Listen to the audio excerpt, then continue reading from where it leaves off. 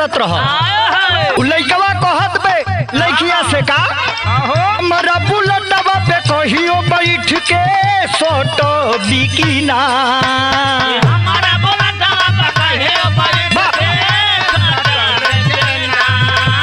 हमारा बुलेटवा पे कहियो बैठ के मुन्ना भैया कहत बा लइकवा कि आई खेत बेच के बुलेट लाल करोड़ के लेहले बानी और सोचली कि इम्प्रेस हो जाइबी कहियो बैठबी, लेकिन जहिया से हम खरीदले बानी बधाई देवे के बतिये छोड़ दे और दूसरे तरफ ताकतारी कहता हमारा बुलेटवा पे कहियो बैठ के सोटो बिकिना बोलो बोल रे पतर की बोलो बोल रे पतर की हमारा से फोटो बिकिना बोल बोल रे पतर की क्या बात है बा बोलो बोल रे पतर की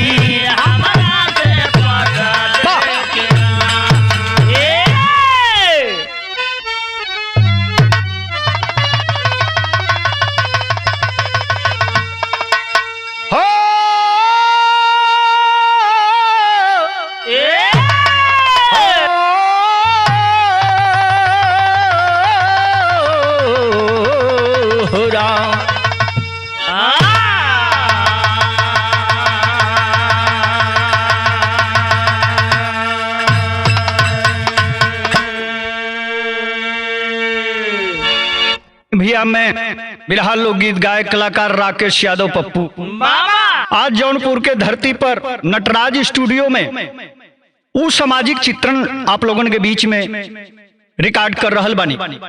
रिकॉर्डिंग स्टूडियो में अंकुर भैया बाणा और कैमरा पर बाणा राहुल भैया। ये बिरहा आप लोग सुन रहल बानी दिलवाले बिरहा म्यूजिक बैनर तले। हमारे बिरहा में देर ना कैले से पहले में भूमिका के लाइन में कहना बा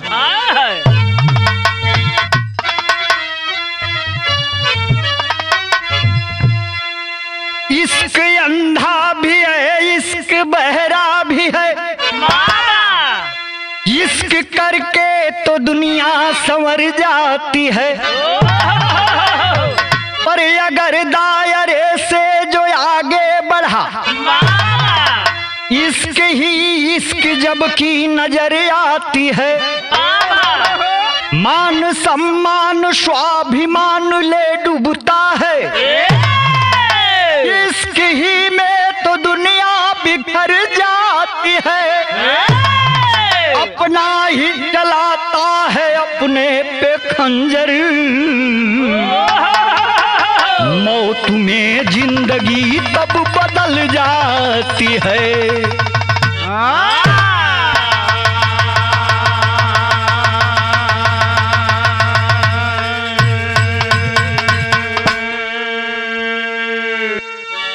आय है रे जमाना मान सम्मान स्वाभिमान ले डूबता इसके ही में दुनिया बिखर जाती है अपना ही चलाता है अपनों पे खंजर हो तुम्हें जिंदगी तब बदल जाती है। ए बाबू जब अपने बढ़ चढ़ के मान स्वाभिमान के खत्म करके अपने से अठिराई तो दुश्मन को कोनो जरूरत नहीं हो। हमारे बिरहा में आगे बढ़ला से पहले एक लाइन गजल लगत हमार साहब कैसे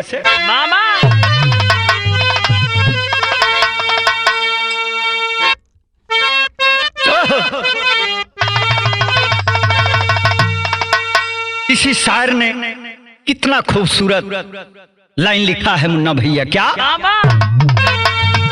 अरे जिंदगी में क्या रहा अरे जिंदगी में क्या रहा एहसास मर जाने के बाद जिंदगी में क्या रहा एहसास मर जाने के बाद जिंदगी में क्या रहा एहसास मर जाने के बाद जिंदगी में क्या रहा जिंदगी में क्या रहा एहसास मर जाने के बाद आएंगे साजन तेरे, आएंगे साजन तेरे, सावन गुजर जाने के बाद आएंगे साजन तेरे,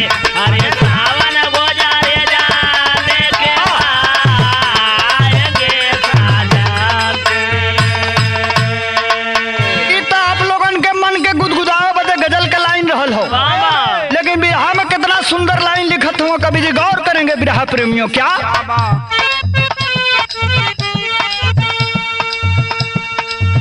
मौजू में मऊवत है मिलती, मौजू में मऊवत है मिलती, दुनिया का दस्तूर है, मौजू में मऊवत है मिलते, दुनिया का दस्तूर है, मौज में मऊवत है मिलते। मौजू में मऊवत है मिलती, दुनिया का दस्तूर है, फंसता कोई तब समझता, फंसता कोई तब समझता, ये मेरा ही कसूर है, फंसता कोई समझता, ये मेरा कसूर है, फंसता कोई तब समझता। भगवान दिल दिमाग सब कुछ देले हुआ, शिक्षा का व्यवस्था भी बा, लेकिन ढंग से शिक्षित ना भइल, लोगन के संगे संग संगत क के अपन विवेक के बढ़ौला ना, ते बाबू रास्ता भटक जाइब तो मौत के करीब आवत देर ना लगी। कहानी कहाँ के बा, ई घटना कब का घटल हो मार साहब कहत हुआ कवि जी का?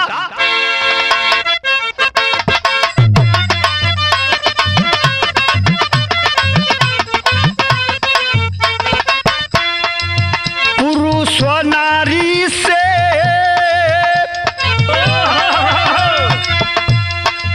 पुरुष और नारी से सृष्टि की सृजन होती है, पुरुष और नारी से सृष्टि का सृजन होता है, एक के बिना एक जिंदगी में रोता है।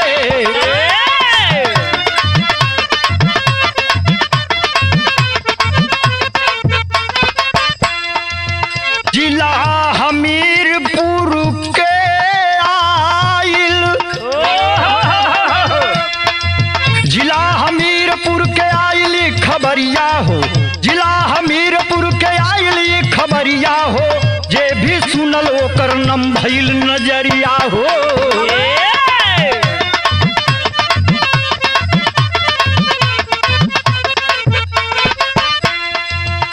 रहले सोनू पत्नी,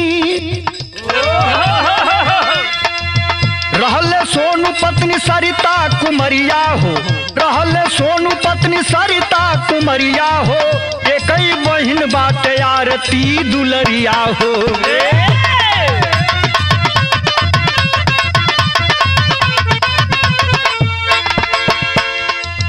बहन जवानी की,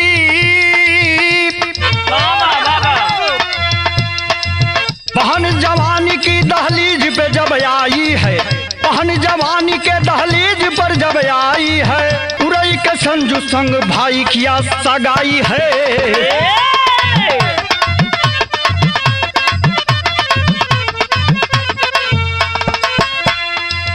आरती भोरही में हो, आरती भोरही में चल दी जब ससुररिया हो, आरती भोरही में चलती जब ससुररिया हो, गम में भीग गईल सबके नजरिया हो।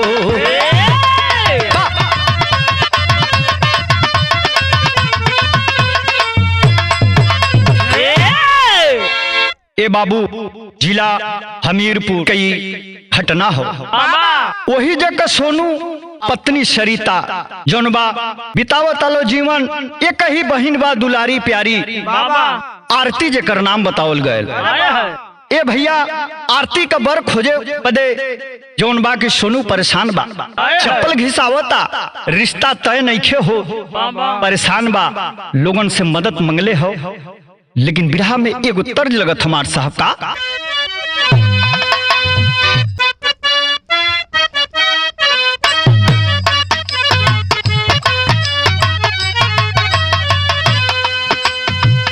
माजी कोहेली बेटी नियरे बिया हबो,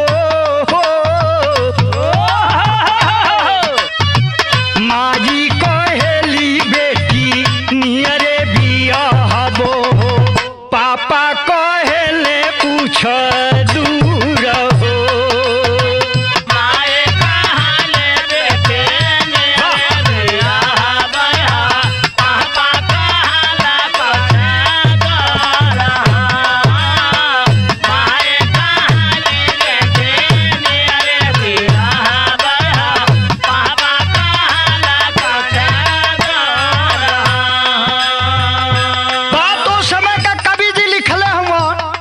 जोने समय केहू तरह रिश्ता तय हो गई हो, और जब बहन विदा होके अपने ससुराल जाए का प्लान करत हो, उस समय भैया के जब देखले है, भैया रोवत है बाबू। वो सीन बड़ा दर्दनाक होला।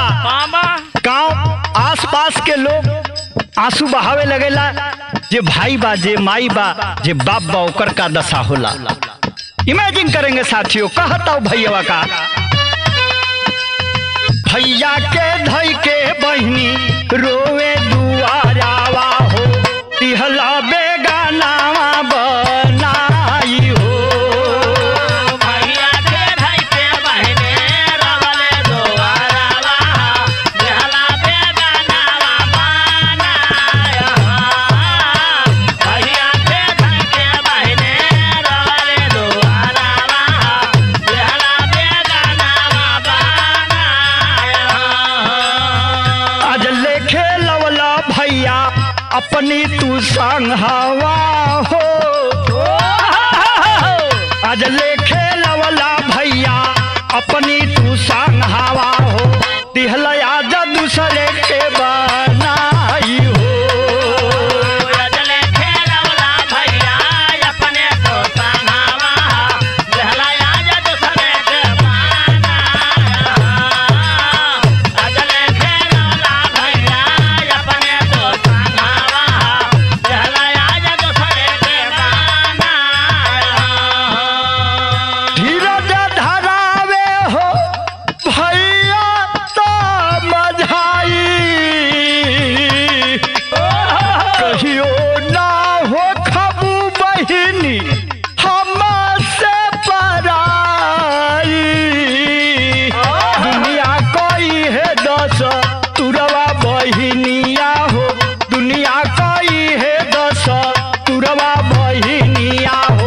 ससुरा में रही हो तू हर साई हो।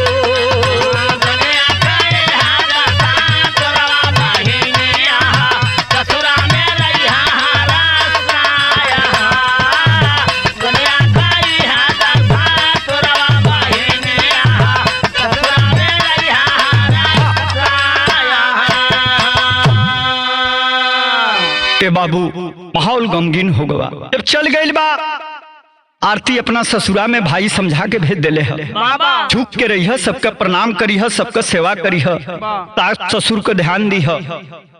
ए भैया हो गमगीन माहौल से उबरत हुए, कभी एगो और तर्ज डालत हूँ।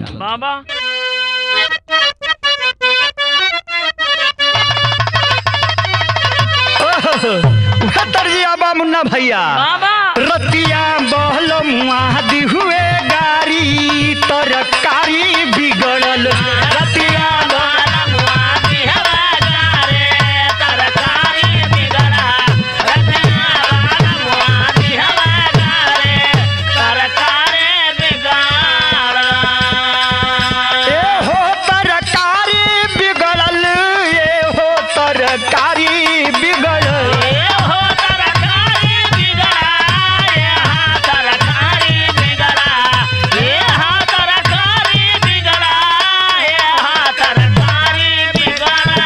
रतिया बहलो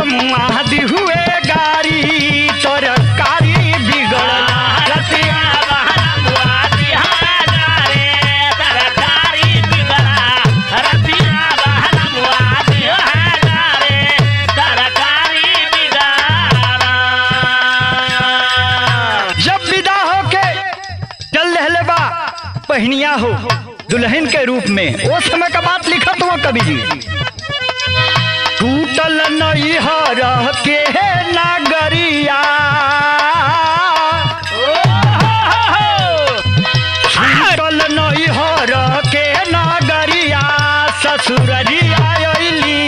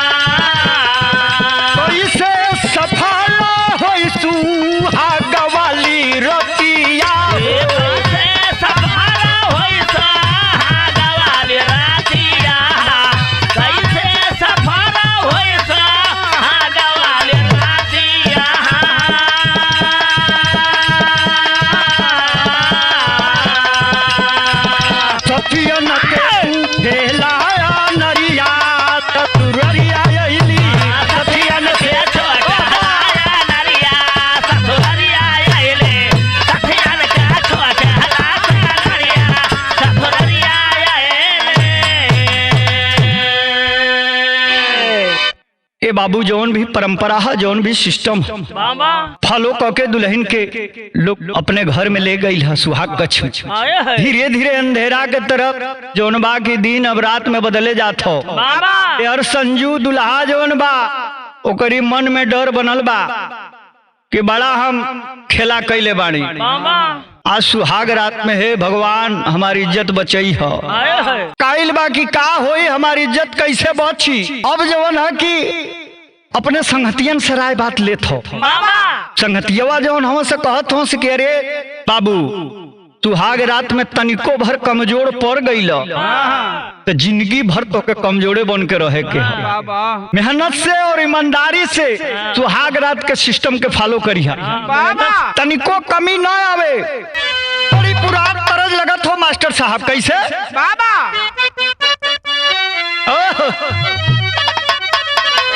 अरे आज एक दसिया बिहाना दुई दसिया तेरसिया के ना, सैया मांगे ले गवानवा तेरसिया के ना, सैया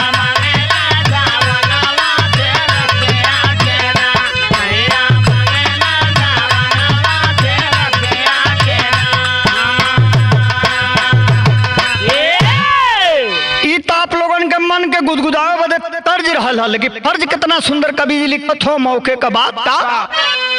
सथवा के सथिया जब सुनले कहानियां बतावे लगले ना, सथवा के सथिया जब सुनले कहानियां बतावे लगले ना, तू चली जा दुकनिया सिखावे लगले ना।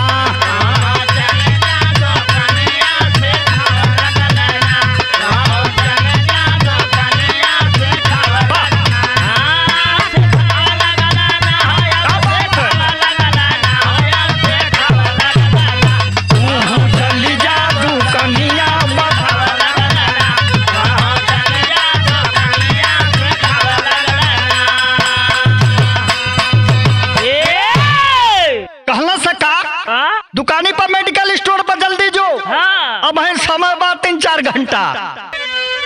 शक्ति वर्धक गोलियां तू मेडिकल से ले आई हो,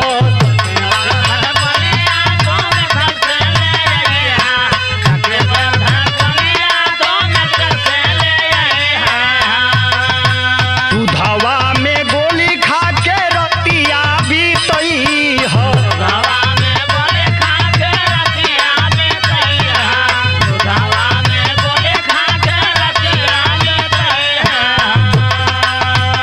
चुमी के चरनिया तो हक देवता अपन मनी है सिखा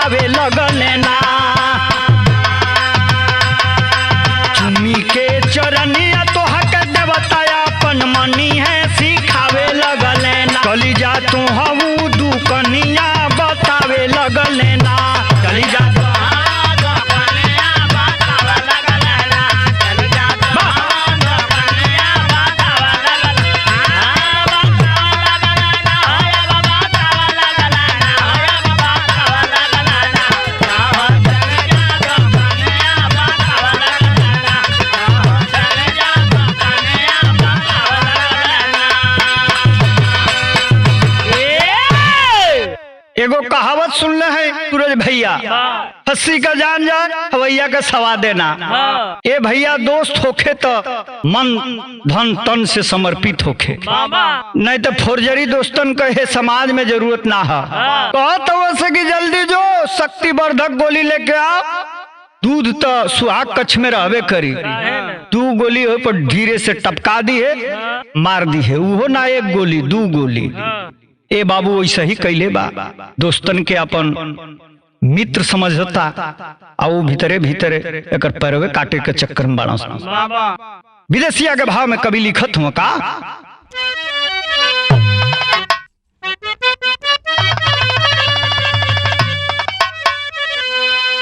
शक्तिवर्धक गोलिया तू कनिया से ले अइले, दूधवा में खाके आई गईले ते जरिया, कहे की प्यारी आवो अब मोरी बहिया में, अब बड़ा दिन से तरत रहे मोरऊ मरिया, चालू भइल खेलवा सुबहियों की बेला वाले, केतनो मनावे आरती माने नाया नरिया,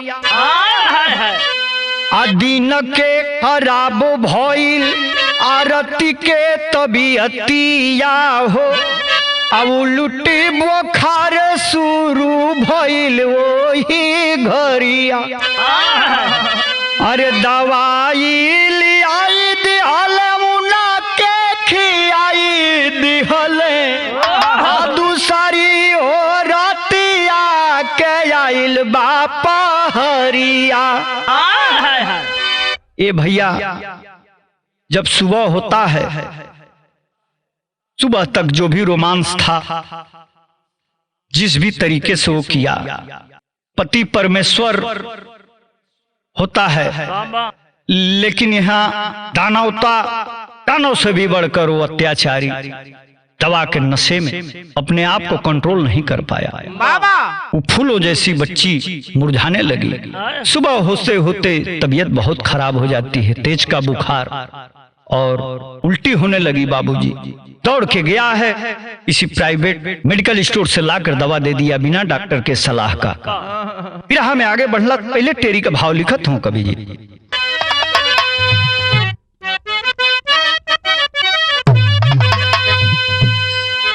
हवस में अंधा भइले पपिया, अरे फिर से हुए काम हो गईले सारी रतिया, हवस में अंधा भइले पपिया,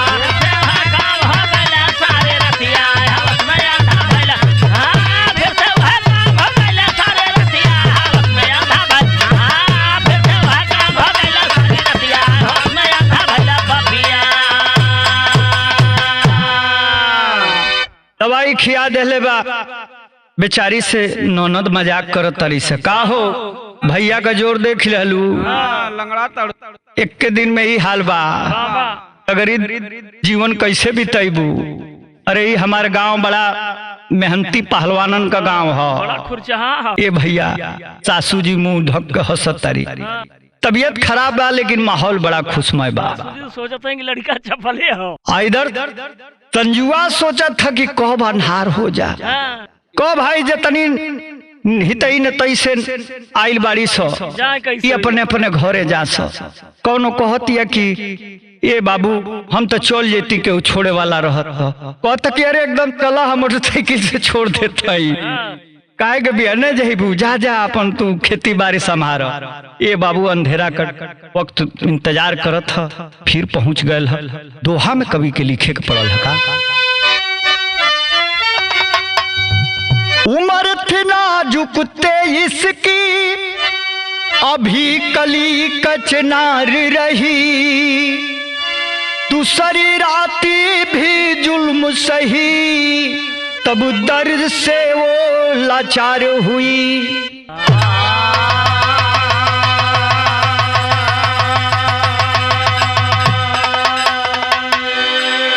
ये बाबू पहली रात का जख्म अभी भरल ना रहा। बाबा थकी हारी बेबस ओ सुकुमारी दुल्हन के रूप में तड़प रही है सेज पर, लेकिन हैवान को बड़ा सा भी समझ नहीं है, तो मजबूर होकर अपने भाई को भोर भोर में दूसरी रात के भोर को फोन करती। रो रही है, भाई घबरा गया, भाई घबरा गया, अपने वाइफ को दे देता है फोन। पूछता है रे बहनी से पूछ का भइल रे।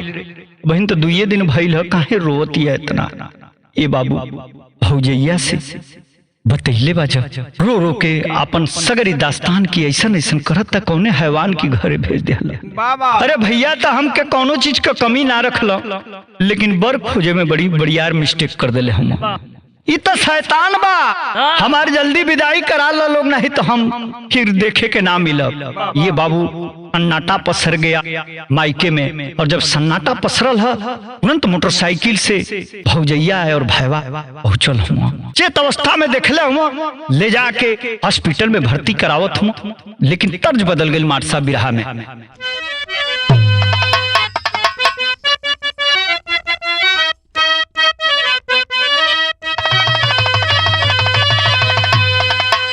अरे तो हके चढ़ई बे मैया हो, अरे तो हके चढ़ई बे मैया नारियर चुनारिया हो की गंगा जी। तो हके चढ़ई बे मैया नारियल चुनारिया हो की गंगा माथावा ओढ़ई बेलाल चुनारिया हो की गंगा जी।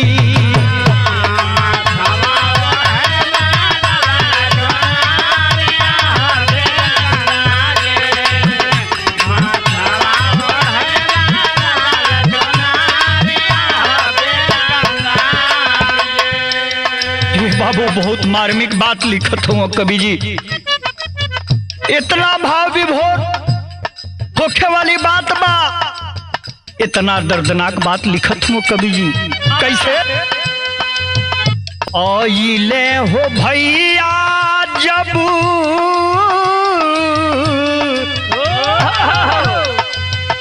आइले हो भैया जब बहिन के भवानवा हो तमनवा देखले। आइले हो भैया जब बहिन के भवानवा हो समनवा देखल। देखी हाली बरसेला नया नवा हो समनवा देखल।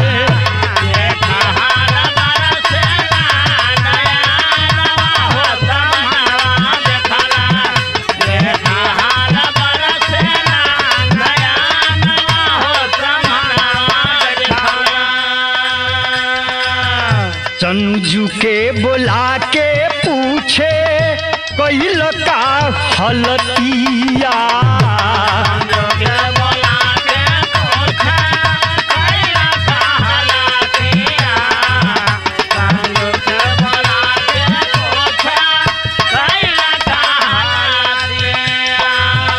बहिन तोर बेमरही बाटे संजू कहे बतिया।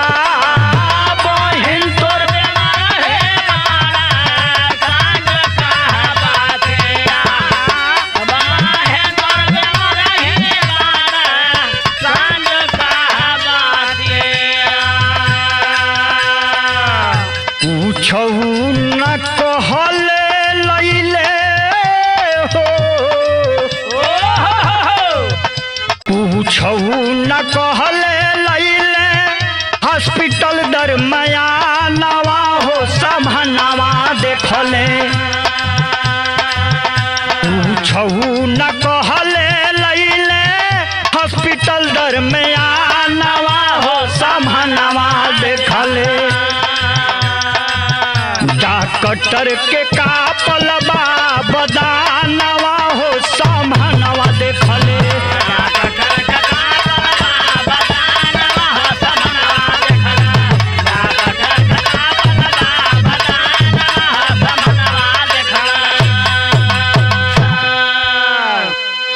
संजू को बुलाकर कहता है, भाई करे जीजा जी हमारे बाप तो हर पाँव पूजल है ये कुल करे खाती शैताने हुआ का दशा कैले बड़ा हमारी बहनिया को।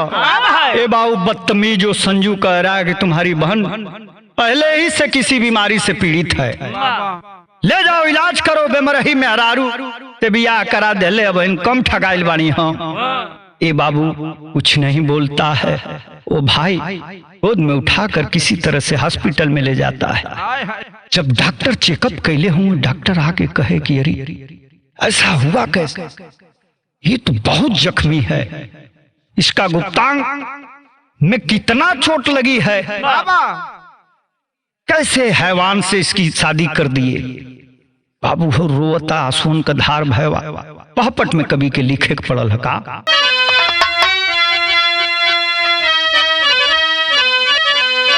अरे हॉस्पिटल में होखे लागल दवाई हमारा भैया हो, अरे हॉस्पिटल में होखे लागल दवाई हमारा भैया हो, और रिपोर्ट देख के सब गइल घबराई हमारा भैया हो।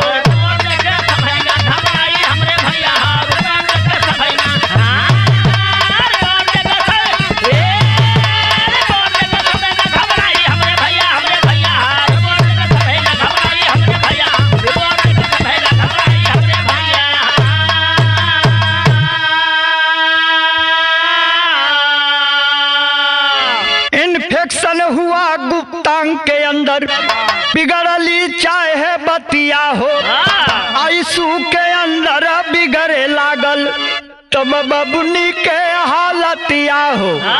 अरे भैया के तब आरती कहे बोलाई हमारा भैया हो, अलग जीवनिया अब ना बच पाई हमारा भैया हो।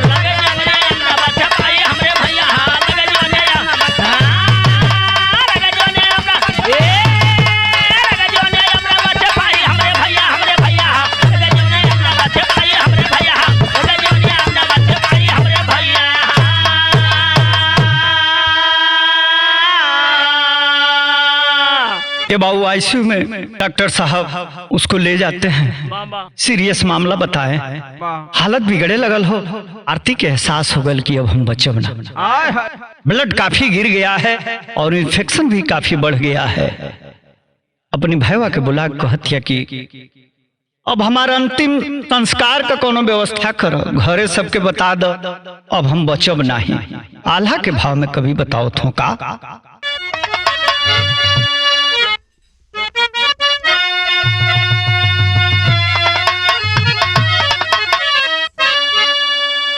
रोवे भैया बहिनी वही, रोवे भैया बहिनी वही, हंस पीटा लवा के बिचवा बाबू, कहे बहिन भैया साला बातो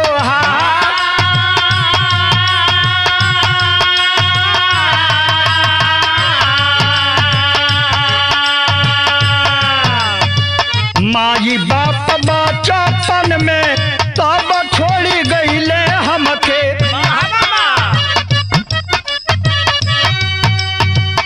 पानी माई बाप हमके दिहाला दूला,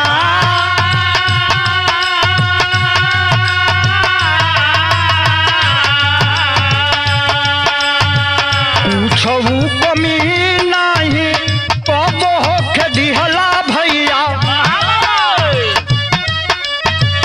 और रदम लुटावत रहला कोई के तू प्यार।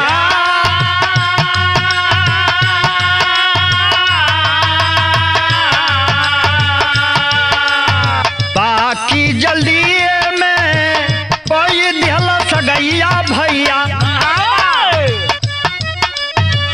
जिंदगी के सथिया मिली गईले हतिया,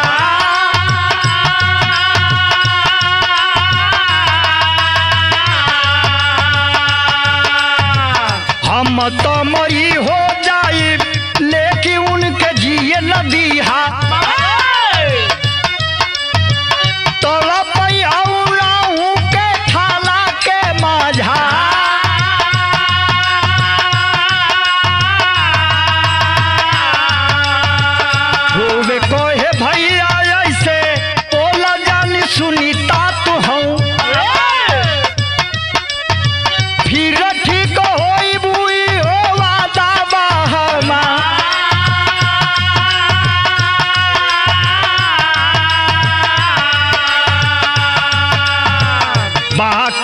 सतवा दिन उड़ल सुगनमा भैया के तनो तरई गइल उपचार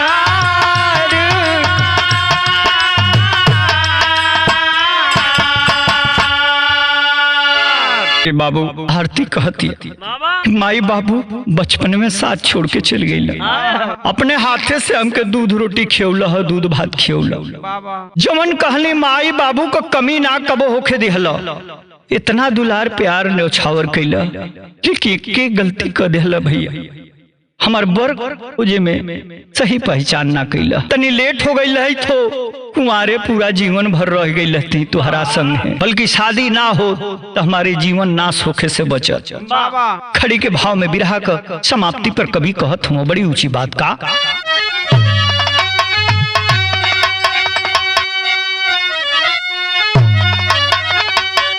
और भैया लेके बहिनी के हो झंखे तनवा और संजीव के हो लेके पुलिस अइली थानावा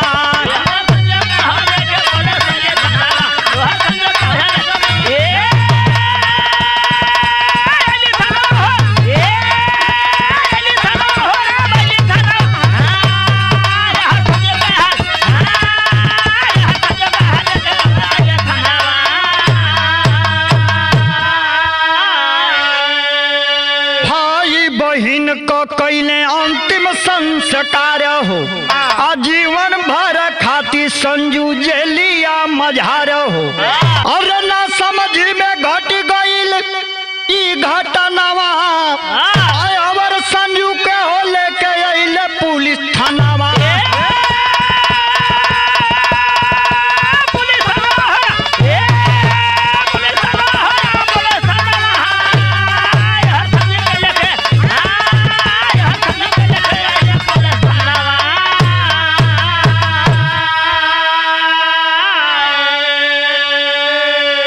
बुरे काम का बुरा नतीजा ना मानो तो कर देखो और जिसने जिसने किया है यारों उसका देखो कुसुम पराग स्वामी जद्दू जन्नत में आस बहाए कहे सुरेंद्र आज वतन में कौन जमाना आए अरे हवस में अंधा भइले पपिया ब्रिजराज ऐसन होई के सथिया हवस में अंधा भइले पपिया